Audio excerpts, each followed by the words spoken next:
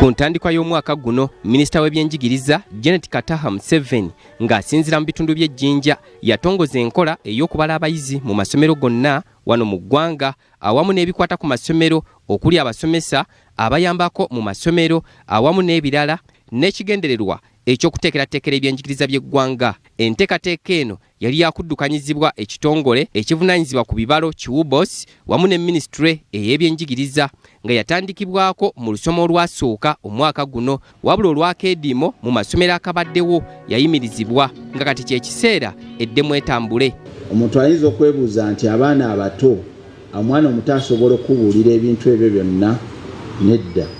Oba ye mulimu abaana abagezigezi ng'asobola okumanya ebyo ebitonotono ebimukwatako, naye abasomesa babeera n'ebwino ono kubanga bwe tutwala abaana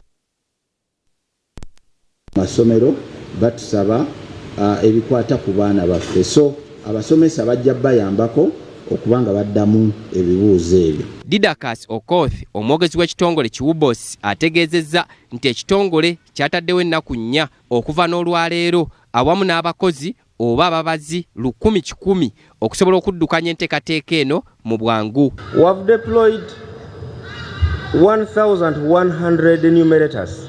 This is not a small number. Secondly, they have been engaged in this exercise before. It's not that they are going to do pre-testing. They are only going for combing and mopping up of this exercise. Wano ekitongole we kisinzidde ne kisaba abantu, amasomero, abazadde awamu n'abayizi okukola ebyo ebigwanidde kisobozese enteekateeka eno okuggwa obulungi. Ekirala kye twetaaga okumanya, essomero lino tuba twagala okulimanya okuva ku kyalo gye liri paka ku level ya district gye likola ki gye liri, nti ne bwe mbeera ano nga njagala okumanya St. Peters eri Karamoja nsobola okumanya obutereevu bwalyo we liri n'okutambula n'endituukako.